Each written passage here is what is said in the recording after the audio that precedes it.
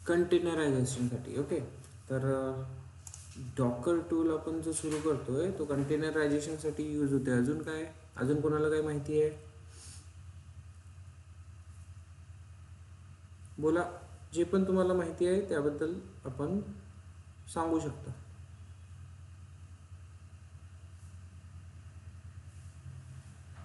Come on.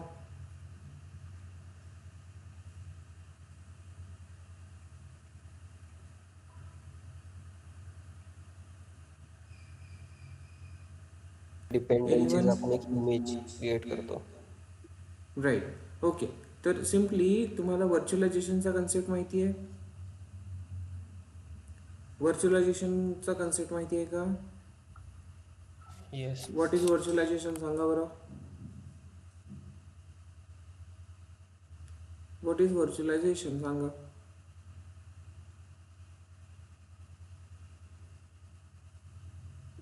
So virtualisation is basically म्हणजे आपण एक मेन सिस्टम मधून आपण एक सेकंडरी सिस्टम त्याच्यावर रन करतो, त्याला व्हर्च्युअलायझेशन म्हणतात. म्हणजे मेन सिस्टम मधून रॅम, व्हर्च्युअल रॅम, मेमरी वगैरे पिक करून एक छोटा सर्व्हर आपण त्यावर क्रिएट करतो. ओके, तर सर व्हर्च्युअल असं सिस्टम आहे, असा प्लॅटफॉर्म आहे सर, तिथं आपण मल्टिपल ओएस इन्स्टॉल करू शकतो.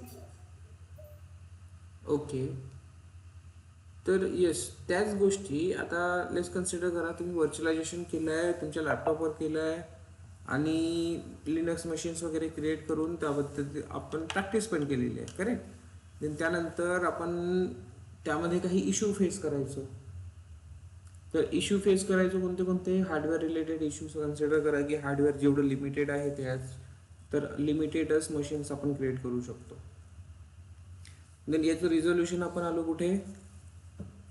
क्लाउडवर.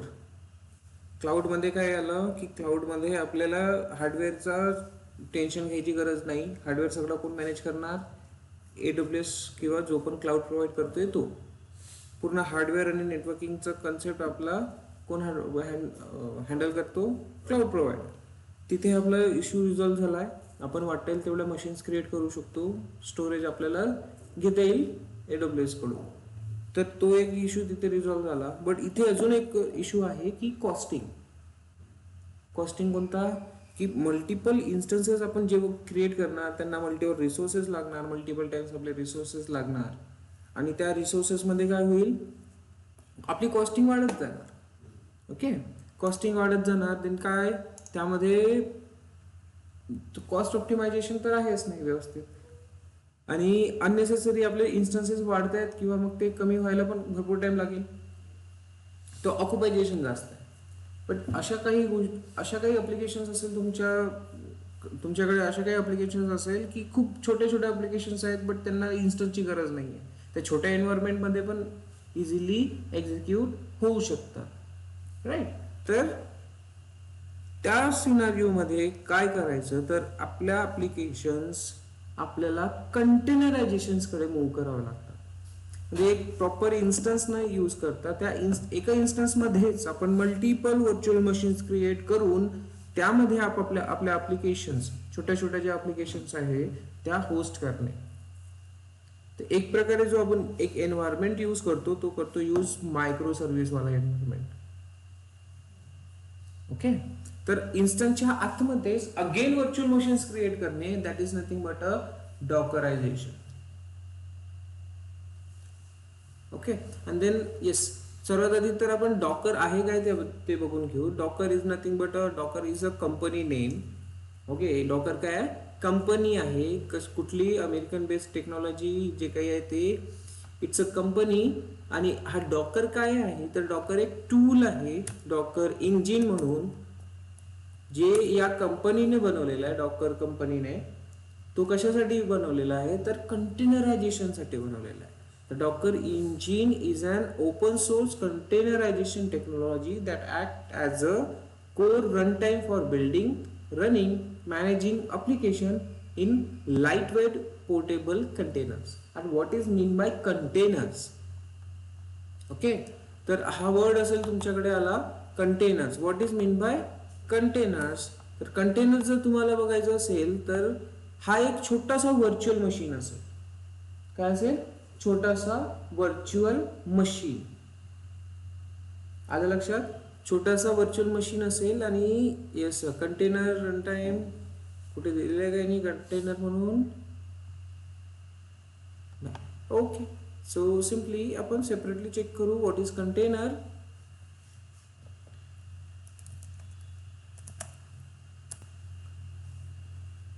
So container is nothing but a simple एक छोटा सा virtual machine, a standardized portable package of code, libraries and dependencies that runs an application consistently across any computing environment, isolating it from the host system for seamless deployment. In a software, but yes, what you can say, it's a small virtual machine. काय म्हणायचं याला? Simple small virtual machine. आता मला एक सांगा, डॉकरचं आपण use करतोय, virtual machines create करतोय, बट का बरं यूज करायची गरज पडतीये? तर इथे तुमच्याकडे माहिती पाहिजे why we are using container and why we are using containerization environment. So virtualization versus containerization. Virtualization versus containerization हा कन्सेप्ट तुम्हाला व्यवस्थित माहिती पाहिजे. तर इथे बघा, ही एक इमेज मी तुम्हाला शो करतो की आपण कंटेनरायझेशन कडे का बरं आलो आणि डॉकर सारखा टूल का बरं यूज करायचं. Okay, so let me open this image. I hope मोठी असेल. हा, ओके, विजिबल आहे सर्वांना इमेज. आता या इमेज वरून आपण कम्पेअर करू की आपल्याला कंटेनरायझेशन कडे जायची का बरं गरज पडली. तर इथे सर्वात आधी तुम्हाला दिसेल बेअर मेटल. हा तुमचा एन्व्हायरमेंट असेल हार्डवेअर एन्व्हायरमेंट. खूप आधी यूज व्हायचा, डायरेक्ट हार्डवेअरवर काय व्हायचं, तुम्ही मल्टिपल ऍप्लिकेशन रन करू शकता. कन्सिडर करा लॅपटॉप सारखा एन्व्हायरमेंट. लॅपटॉपवर तुम्ही मॅक्झिमम किती ऍप्लिकेशन चालवू शकता? 1, 2, 3 मॅक्झिमम डायरेक्ट लॅपटॉपवर. ओके, देन त्यानंतर आलाय हे व्हर्च्युअलायझेशनचा एन्व्हायरमेंट. व्हर्च्युअलायझेशनच्या एन्व्हायरमेंट मध्ये तुम्ही काय करू शकले? तुम्ही तुमच्या लिनक्स मशीनची प्रॅक्टिस करू शकले. कसे काय? तुमच्या ऑपरेटिंग सिस्टमवर विंडोज मशीनवर तुम्ही एक हायपरवायझर यूज करायची. हायपरवायझर कोणता असायला? तो सॉफ्टवेअर लेवल हायपरवायझर. व्हर्च्युअलायझर तुम्ही यूज केला virtual box, VMware, right. VMware use केला, त्यानंतर ना तिथे एक व्हर्च्युअल मशीन क्रिएट केली. एक असायचा तुमचा ऑपरेटिंग सिस्टम, लिनक्स केलाय आणि त्यावर तुम्ही ऍप्लिकेशन होस्ट केली आहे, राईट. इकडे पण सेम असे 2-3 करू शकता. का बरं? कारण हे जे व्हर्च्युअलायझेशन आहे, हे व्हर्च्युअलायझेशन तुम्ही कसं काम करताय, तर इथे तो पूर्ण हार्डवेअरवर डिपेंड असेल. आपल्याकडे जे हार्डवेअर असेल ते हार्डवेअर हा व्हर्च्युअल मशीन यूज करेल. तर 8 GB आहे, 8 GB पर्यंत चालेल, ठीक आहे. आपले 2-3 मशीन्स क्रिएट होतील, त्यानंतर होतील का? नाही. ओके, तर हा आपल्या लॅपटॉपवरचा एन्व्हायरमेंट आहे. इथे आणखी एक द्यायला पाहिजे होतं, क्लाउड व्हर्च्युअलायझेशन. क्लाउडवाला द्यायला पाहिजे होता, जिथे आपल्याला हे हार्डवेअरची चिंता करायची गरज नसते. ओके, तो एक एन्व्हायरमेंट झाला. देन आपण येतोय कंटेनरायझेशन कडे. क्लाउड मध्ये काय प्रॉब्लेम येतो? व्हर्च्युअलायझेशन EC2 इन्स्टन्सेस आपण क्रिएट करत जाणार, पण त्यामध्ये काय प्रॉब्लेम येतो की आपली कॉस्टिंग गरज नाहीये त्या इन्स्टन्सची. फक्त एक छोटीशी ऍप्लिकेशन चालू आहे आणि एका छोट्या ऍप्लिकेशन साठी आपला एक अख्खा 8-10 GB चा इन्स्टन्स चालू आहे, राईट. त्याची रिक्वायरमेंट भली 2-3 GB ची असेल, 1 GB ची असेल, पण आपला 8-10 GB चा एक इन्स्टन्स चालू आहे. त्यासाठी कॉस्टिंग एक्स्ट्रा चाललेली आहे, गरज नाहीये. तर येस, त्यामुळेच आपल्याला इकडे जावं लागतंय कंटेनरायझेशन कडे. कंटेनरायझेशन मध्ये आता होतं काय, तर आपला कॉस्ट ऑप्टिमायझेशन खूप छान असते. एका मशीन मध्येच आपण काय करू शकतो, आपल्या मल्टिपल ऍप्लिकेशन्स होस्ट करू शकतो. आता ते कसं, तर आपला जो एक मशीन असेल होस्ट ऑपरेटिंग सिस्टम पर्यंतचा, हा एवढा ऑपरेटिंग एक मशीन असेल आपल्याकडे आणि त्यावर आपण यूज करणार कंटेनर इंजिन. Container engine. आता हा कंटेनर इंजिन काय असणार आहे, तुमचा डॉकर असणार आहे. काय असणार आहे, डॉकर किंवा दुसरं कुठलं पण कंटेनर इंजिन घेऊ शकता तुम्ही. असं नाही आहे की डॉकरच यूज केला पाहिजे. कंटेनर डी, पॉडमॅन मार्केटमध्ये डॉकरचे अल्टरनेटिव्ह अवेलेबल आहे. डॉकरच यूज होईल असं नाही. तुम्ही डॉकरच यूज करणार तुमच्या कंपनीमध्ये, होऊ शकते पॉडमॅन यूज करतात किंवा दुसरं कंटेनर डी यूज करतात. ओके, सो तो कंटेनर इंजिन म्हणजेच तुमचा डॉकर किंवा दुसरा कुठला असेल. आता हा इंजिन करतो काय, तर हा इंजिन तुम्हाला छोट्या छोट्या व्हर्च्युअल मशीन्स क्रिएट करतो. आता याचा बेनिफिट काय असतो, याचा बेनिफिट असतो हा एक जर लिनक्स मशीन सोबत कम्पेअर केलं तर लिनक्स मशीन किती असते, किती जीबीची असते, 3 ते 4 जीबीची एक लिनक्स मशीन असेल. त्याच्यात पूर्ण डिपेंडन्सीज असणार, त्यामध्ये सगळ्या कमांड्स एक्झिक्यूट असणार, लायब्ररीज, डिपेंडन्सी, सगळ्या गोष्टी असणार. पण तेवढ्यांची गरज आहे का ऍप्लिकेशन रन करायला, नाही. 2, 3, 4 गोष्टींची गरज असेल, त्याला लागणारे डिपेंडन्सीची गरज असेल, बस. राईट. तर हा कंटेनर काय करतो, तुम्हाला तेच प्रोव्हाइड करतो की या ऍप्लिकेशनसाठी लागणाऱ्या गोष्टी, ज्या डिपेंडन्सीची तिला गरज आहे, ज्या लायब्ररीजची गरज आहे, तेवढंच असणार, त्यापेक्षा जास्त काहीही नाही. एक अख्खा लिनक्स मशीन जर आपला 4 जीबीचा आहे तर हा 200 ते 300 MB मध्ये मिळून जातो. यामध्ये हा कितीचा असेल, 200 ते 300 MBचा. याच्यात काय असणार, फक्त डिपेंडन्सीज, त्या ऍप्लिकेशनला लागणाऱ्या डिपेंडन्सीज. तर याला म्हटलं जाते light weight machine. Light weight machine. आणखी आपण कंटेनरायझेशन का बरं यूज करतो, हा एक बेनिफिट झाला. दुसरा, आता इथे जे व्हर्च्युअल मशीन आहे आपल्या व्हर्च्युअलायझेशन मध्ये, ही मशीन आपण शेअर करू शकतो का कुणाला. आता आपल्या लॅपटॉप मध्ये ठीक आहे, आपण हायपरवायझर व्हर्च्युअल बॉक्स यूज करतोय, दुसरा तोच यूज करायला जरुरी आहे का, त्याच्याकडे जावा इन्स्टॉल असेल जरुरी आहे का, ही मशीन शेअर करता येईलच असं आहे का, नाही. प्रॉब्लेम्स आहे ना. जरी शेअर करतोय आपण तर प्रॉब्लेम होईल की त्याच्याकडे डिपेंडन्सीज वेगळ्या आहे, माझ्या लॅपटॉप मध्ये डिफरंट आहे. कॉम्पॅटिबिलिटी बसेल असं गरजेचं आहे का, नाही. तर हे इश्यूज यायचे.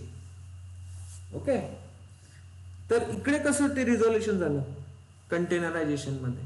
कंटेनरायझेशन मध्ये आता हा जो कंटेनर आहे, या ऍप्लिकेशनला लागणाऱ्या डिपेंडन्सीज आहे फक्त, या ऍप्लिकेशनच्या फक्त डिपेंडन्सीज आहे.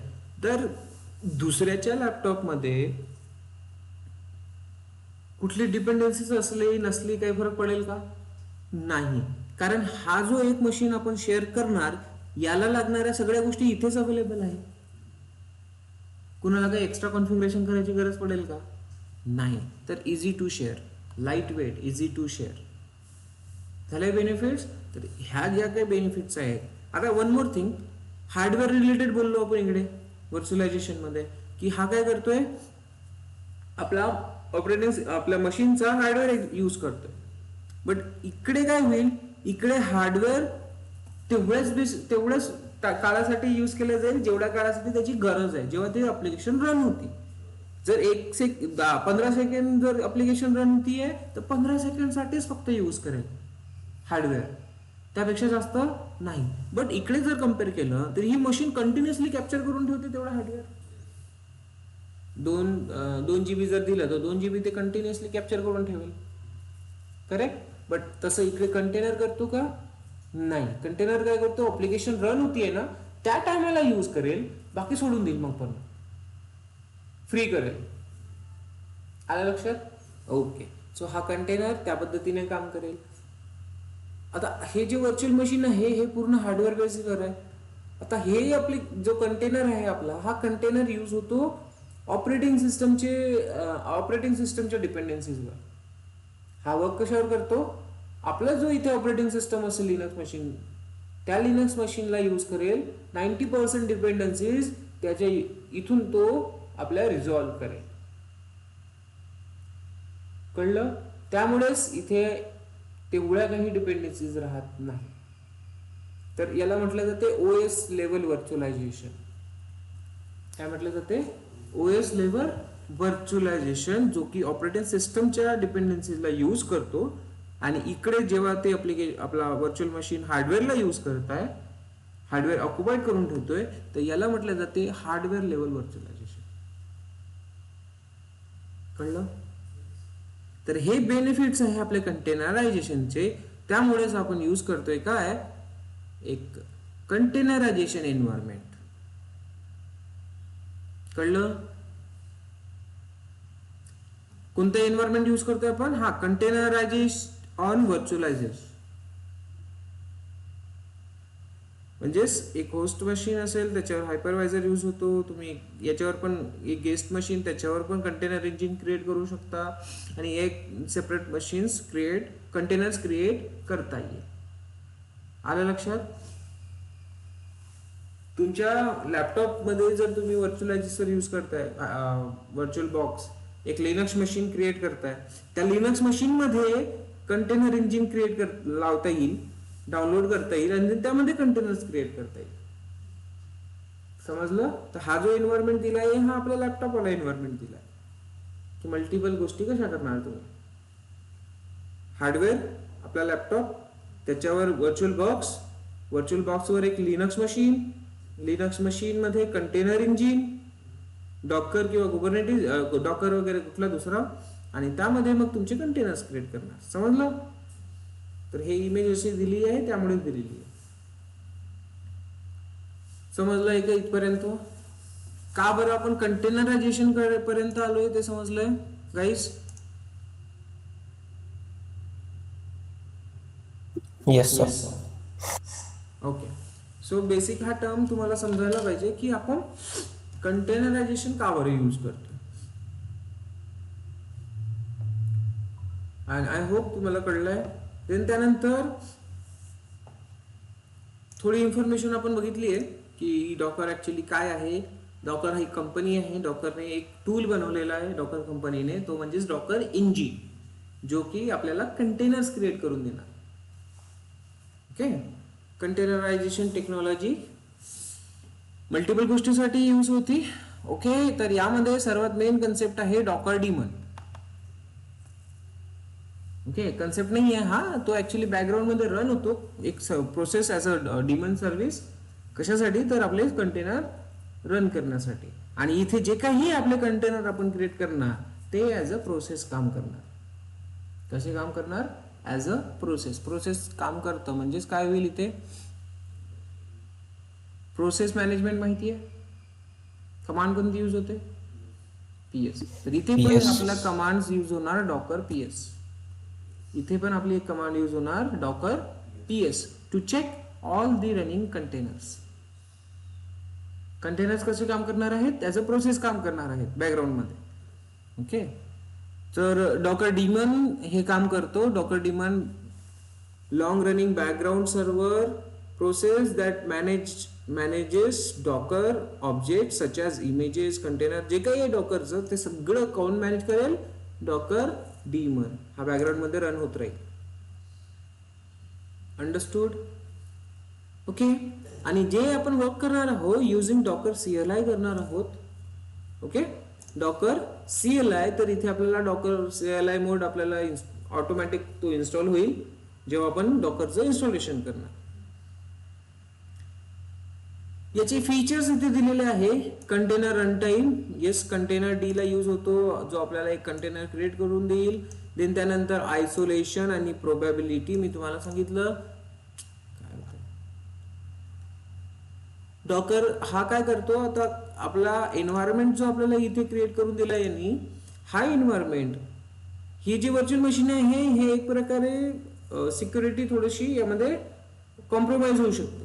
बट ह्या कंटेनर मध्ये काय असतो? या कंटेनरला सेपरेट IP ॲड्रेसेस दिले जातात आणि ही ॲप्लिकेशन दुसऱ्या ॲप्लिकेशन सोबत कम्युनिकेट करू शकणार नाही जोपर्यंत हे एकाच नेटवर्क मध्ये राहणार नाही. एका नेटवर्क मध्ये असतील तरच कम्युनिकेट करतील, अदरवाइज करणार नाही. म्हणजेच आयसोलेशन आहे. ओके. आणखी काही benefits? Let's see. Image management वगैरे ते तर आपण करून घेऊ, काही प्रॉब्लेम नाही आहे. डॉकर इंजिन, डॉकर डेस्कटॉप, हा एक तर तुम्ही तुमच्या सिस्टममध्ये डॉकर इंजिनचा यूज करू शकता CLI मोडमध्ये, किंवा डॉकर डेस्कटॉप म्हणून आहे. जर विंडोज आणि ॲपल वगैरे यूज करताय तुम्ही, तर तुम्ही डॉकर डेस्कटॉपचा यूज करू शकता. हा मोस्टली या दोनवर यूज होतो, विंडोज अँड मॅक OS मध्ये. काय मिळणार तुम्हाला, एक ॲप्लिकेशन मिळेल डॉकर डेस्कटॉप, आणि त्यामध्ये तुम्ही कंटेनर्स वगैरे बघू शकता. बट आपल्याला मोस्ट कॉमन वे Docker engine, Docker CLI Linux distributed सोबत जे आपण यूज करतो ते करायचं. अंडरस्टूड? तर बेसिक इन्फॉर्मेशन इथे दिलेली आहे. डॉकर इंजिन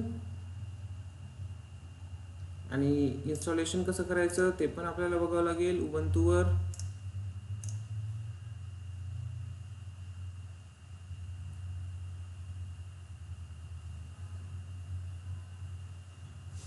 कळलं का डॉकर कसं यूज करायचं आहे, काय आहे, कशा पद्धतीने काम करणार.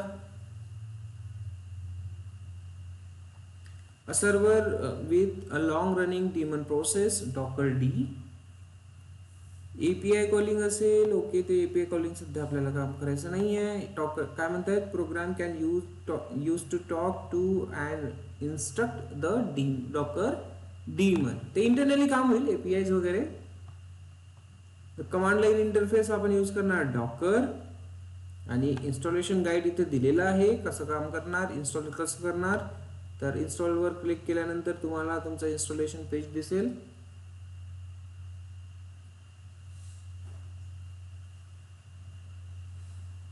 सो इन्स्टॉल डॉकर, जे पण प्लॅटफॉर्म तुम्हाला यूज करायचं आहे, कुठे यूज करणार. सो उबंतू, इकडे लेफ्ट हँड साईडला उबंतू दिसेल तुम्हाला. लेफ्ट हँड साईडला उबंतूला क्लिक केलं की तुम्ही तुमचे इन्स्टॉलेशनवर आलेला. तर इथे काय काय म्हटलं आहे, install Docker engine on Ubuntu. तो सिम्पली तुम्हाला काही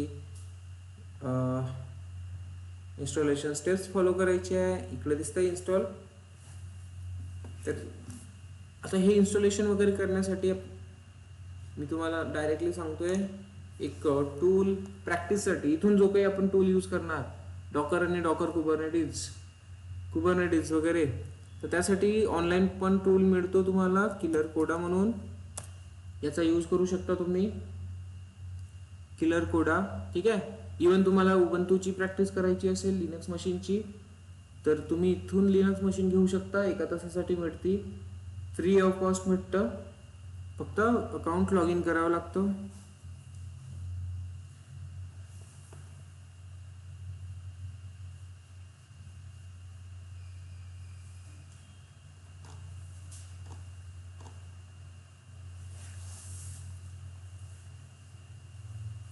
थोडा लोड घेत आहे हे, बघू.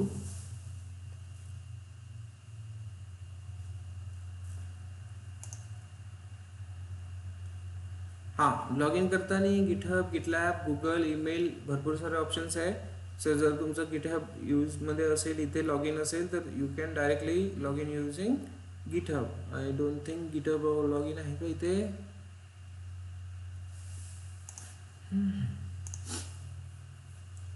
सो गिटहब किंवा गिटलॅबमध्ये एकदा मी लॉग इन करून ठेवतो.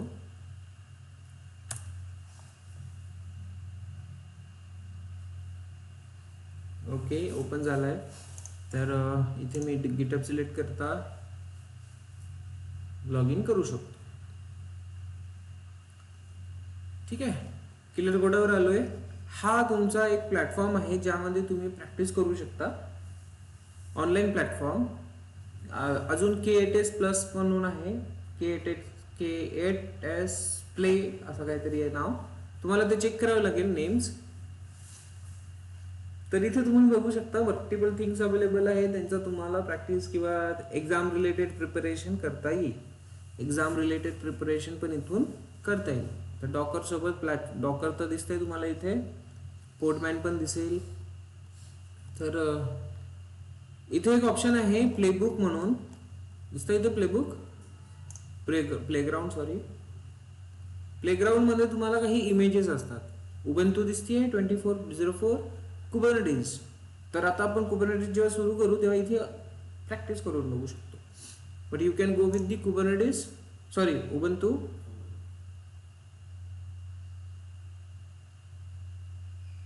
जर उबंतूची प्रॅक्टिस करायची आहे तर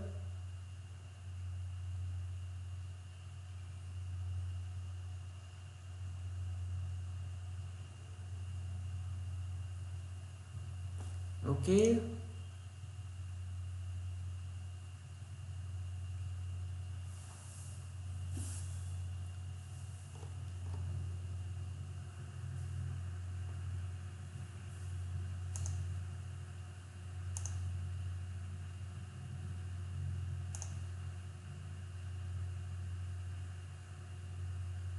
अच्छा.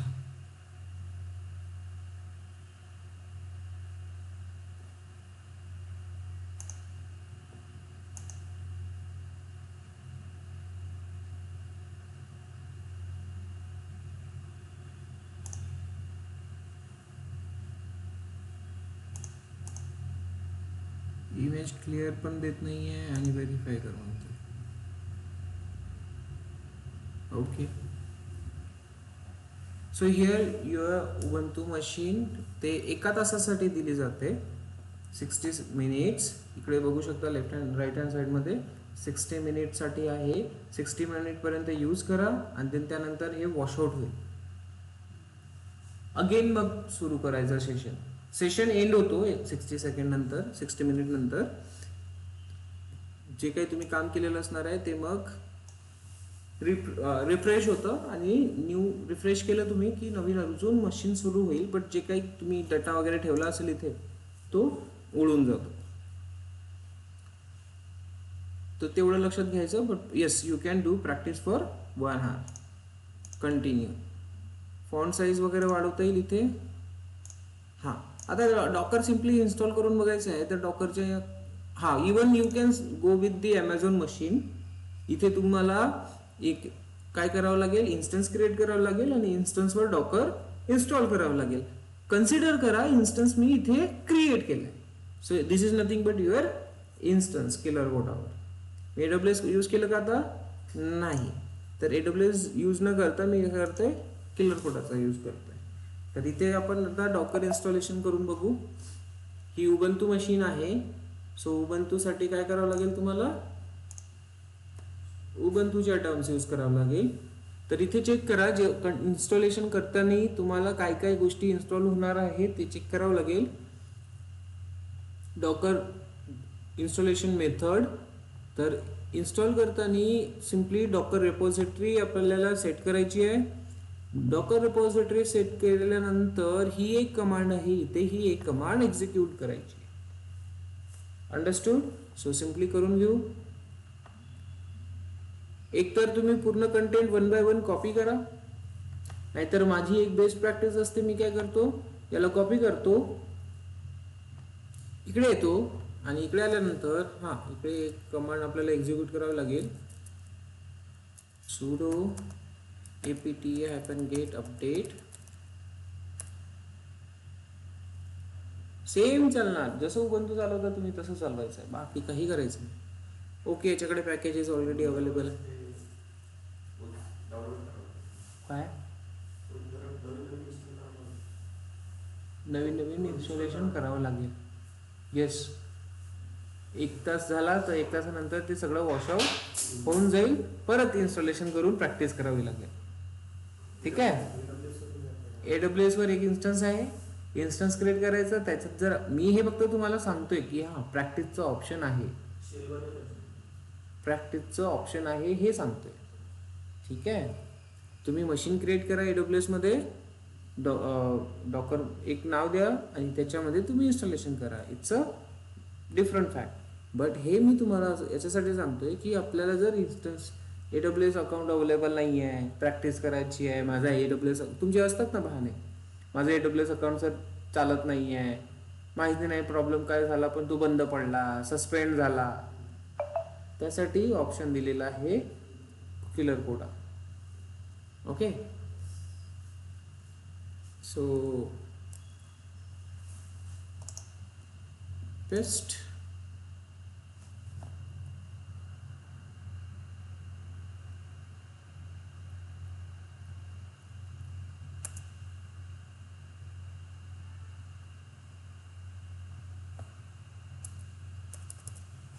ओके. सो सर्वात आधी एक एक कमांड इन्स्टॉल करू शकता तुम्ही. एक एक कमांडने करा, काय प्रॉब्लेम होणार नाही. किलर कोड आम्ही याचा साईडला काढतोय जेणेकरून अल्ट टॅप करता येईल मला. ओके. देन एपीटी ही एक कमांड आहे, इथे इन्स्टॉल करा.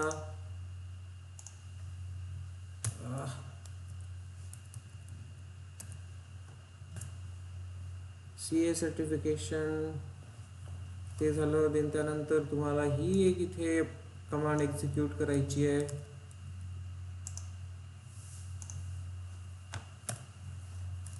देन त्यानंतर ही एक कमांड दिसतीये इन्स्टॉलेशनसाठी. रिपॉझिटरी सेटअप वगैरे चालू आहे हे, ठीक आहे. डॉकरच्या ऑफिशियल रिपॉझिटरीज आपण इथे कॅप्चर करतोय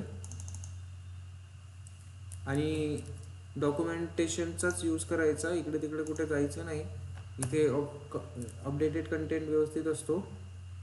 हा एकच कंटेंट आहे, तर इथे पेस्ट करा आणि एंटर करा. देन त्यानंतर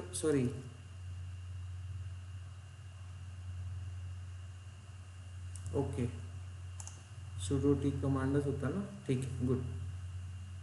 हे झालं की एकदा परत अपडेट कमांड रन करायची आहे.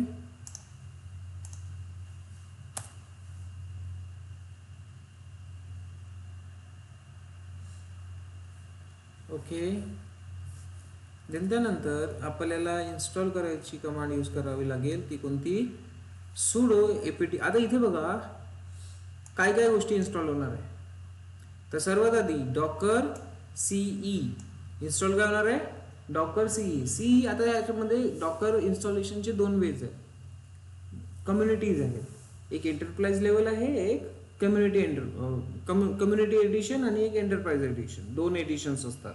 तर सीई मीन्स काय? कम्युनिटी एडिशनचा. तर हा असतो ओपन सोर्स, पब्लिकली आपण यूज करू शकतो. एंटरप्राइज एडिशन असेल ती कोणती असेल त्याच्यासाठी आपल्याला त्याला परचेस करावं लागेल, त्याच्यामध्ये एक्स्ट्रा सपोर्ट मिळणार, ठीक आहे, डॉकर कंपनी थ्रू.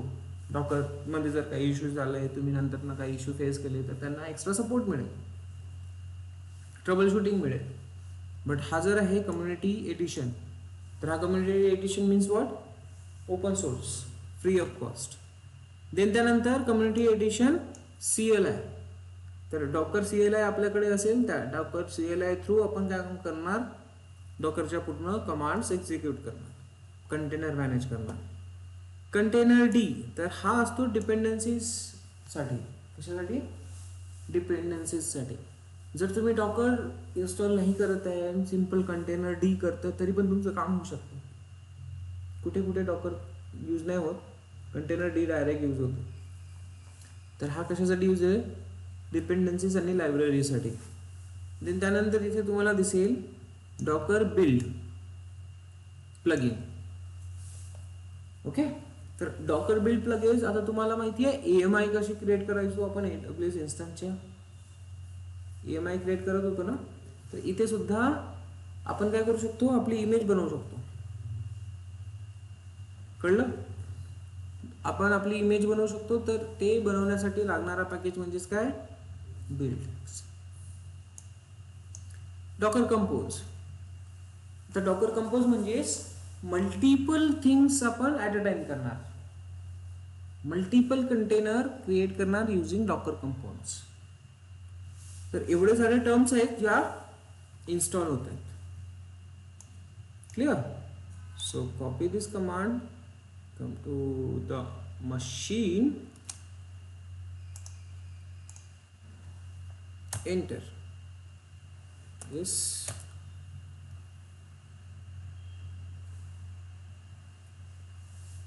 तर डॉकर आता आपला इथे इन्स्टॉल होतोय आणि हेच प्रोसेस करायची आहे तुम्हाला इन्स्टॉलेशनची लिनक्स मशीनवर.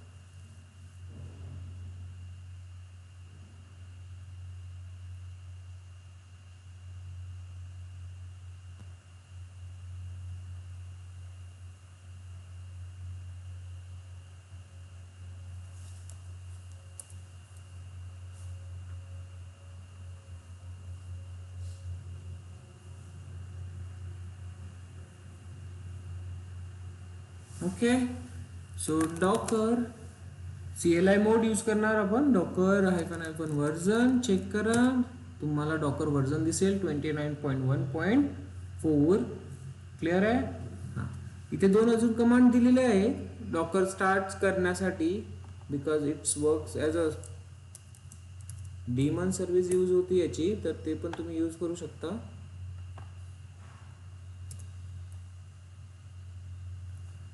systemctl start docker, sorry status. तर स्टेटस काय फेल्ड मध्ये दिसतोय. systemctl start docker failed because the control process executed with error code. What is this? Sir sudo लावा ना त्याच्या पुढे.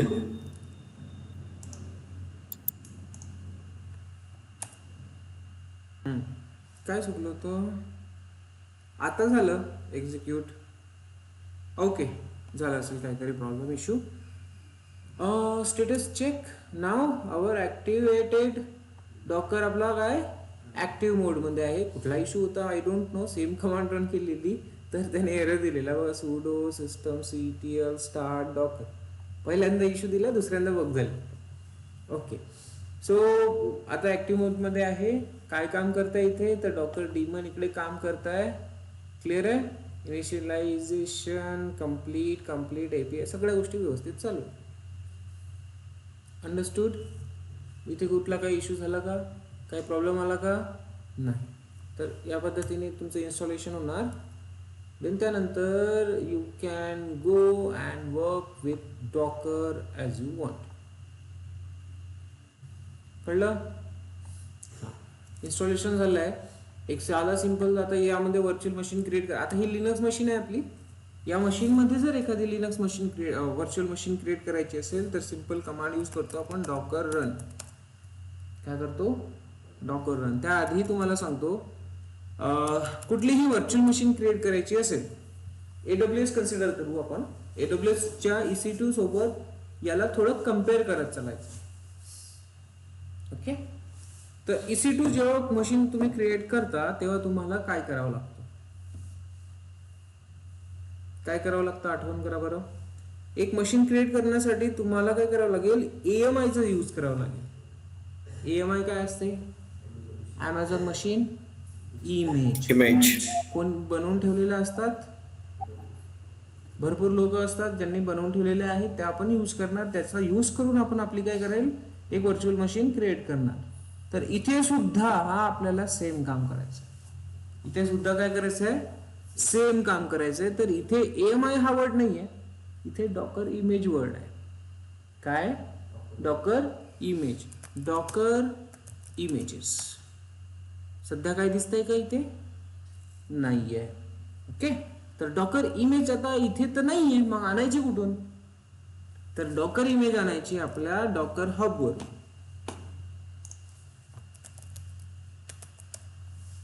कुठून, डॉकर हब वरून. आता हा डॉकर हब काय सर, तर हा एक असा स्टोरेज म्हणा किंवा रिपॉझिटरी म्हणा, जिथे तुम्ही काय करता, तुमच्या पूर्ण इमेजेस ठेवता. ओके, डॉकर मध्ये जसं AMI आहे, AWS चा AMI कॅटलॉग असतो, AMI मार्केट प्लेस असतो. तर इथे डॉकर हब आहे ज्यामध्ये डॉकरच्या पूर्ण इमेजेस असणार. जे कोणी कोणत्या इमेजेस क्रिएट करतो त्या सगळ्या इकडे सेव्ह करून ठेवणार तो या डॉकर हब मध्ये. You have to sign in. Sign up करा. तुमचं अकाउंट नसेल तर साइन इन करायचं. I am having my account created already, so I am logging here.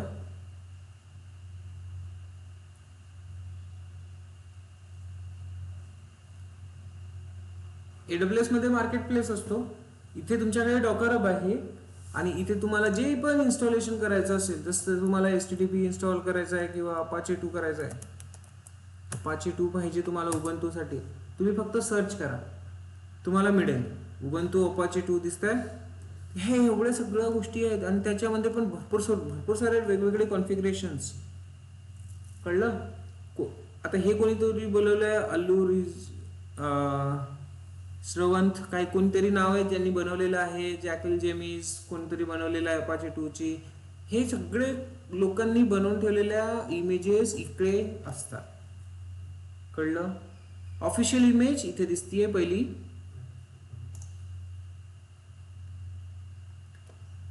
So this one is nothing but a verified publisher. See Ubuntu verified publisher आहे, updated 2 months ago. आणि Apache is a secure and extensible open source HTTP server. HTTP server long term track maintain by Chronicle. Okay. So हा दिसेल हा आहे तुमचा एक machine AMI image. जर compare केलं तर AWS सोबत याचा यूज करून आता आपल्याला एक व्हर्च्युअल मशीन क्रिएट करायची, जसं तुम्ही कुठे करत होते AWS मध्ये. बट आता इथे एक ऍडव्हान्टेज असा आहे की याचा साईज बघू आपण. साईज किती दिलेला आहे? 64 MB ओनली. किती कमी आहे बघा, बरोबर? तर इथे पूर्ण इन्फॉर्मेशन दिली असणार आहे. You can read all this information, तेवढं आयडिया येईल तुम्हाला. देन त्यानंतर इथे बघा एक कमांड दिलेली आहे डॉकर पुल अपाचे 2 आहे. क्लिअर ना? तर अपाचे 2 ला तुम्ही इथून इन्स्टॉल करू शकता, कॉपी करू शकता ही कमांड. बट टॅग सध्या मला बीटात दिलेला आहे का?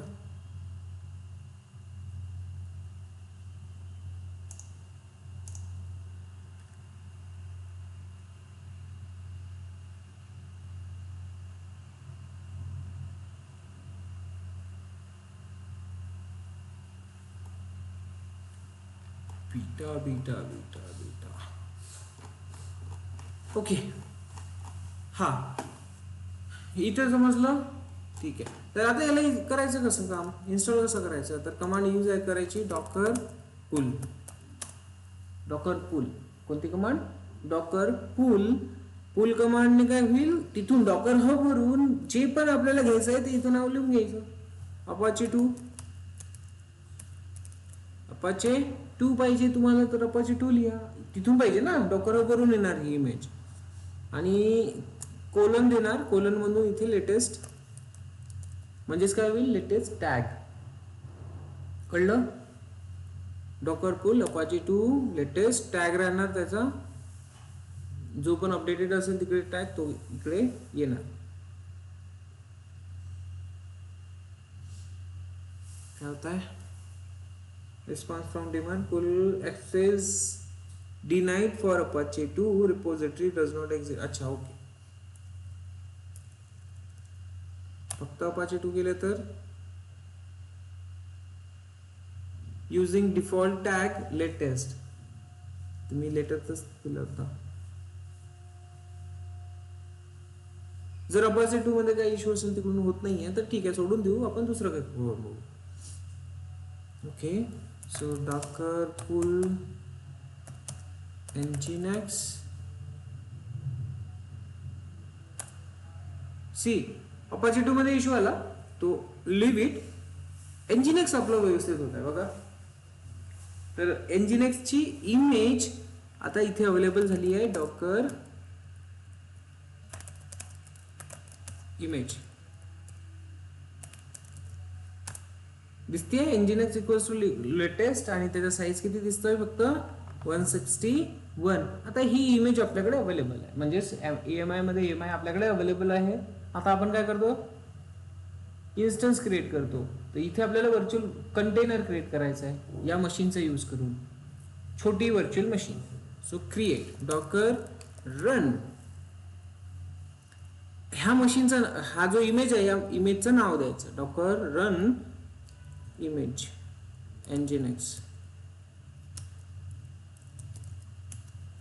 कळलं कसं लिहितो? Docker run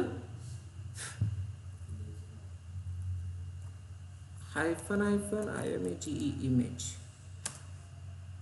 enter. Sorry hyphen hyphen image नाही द्यायचं, इमेज.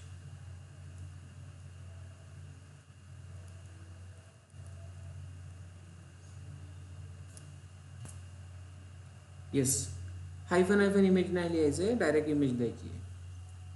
तर इथे बघा, आता आपलं कंटेनर रन झालेलं आहे, इमेज रन झालेली आहे, बट हे काय केलेलं आहे यांनी, आपला टर्मिनल यूज केलेला आहे. तर असं जर नाही पाहिजे तर आपण याला क्लोज करू.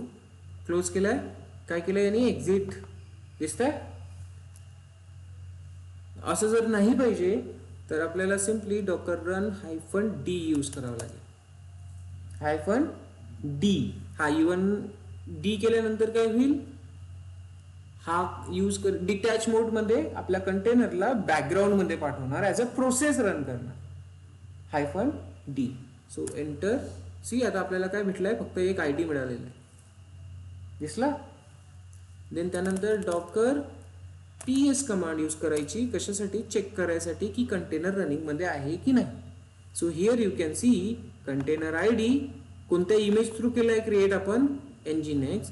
त्याच रनिंग कमांड आहे क्रिएटेड, स्टेटस, अप मध्ये पोर्ट कोणता यूज होतो आणि नाव काय. नाव क्लिअर. तर डॉकर ps कमांड यूज केली का बरं, कारण प्रोसेसमध्ये ऍज अ प्रोसेस रन झालेला कंटेनर आपल्याला इथं बघायला मिळेल. क्लिअर.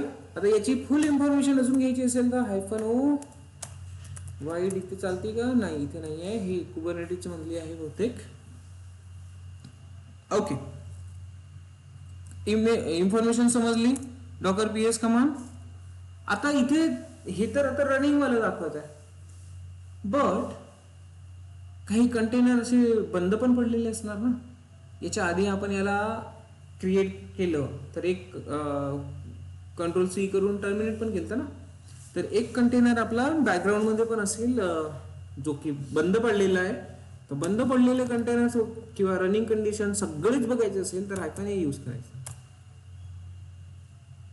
आता काय दिसतंय, दोन, एक आहे एक्झिटेड जो की आपण स्टार्टिंगला केलं, आणि दुसरा आता जो आपण अप केला आहे हायफन डी यूज करून, तो हा कंटेनर. कळलं. आता या कंटेनरची इन्फॉर्मेशन बघायची असेल तर डॉकर inspect, docker inspect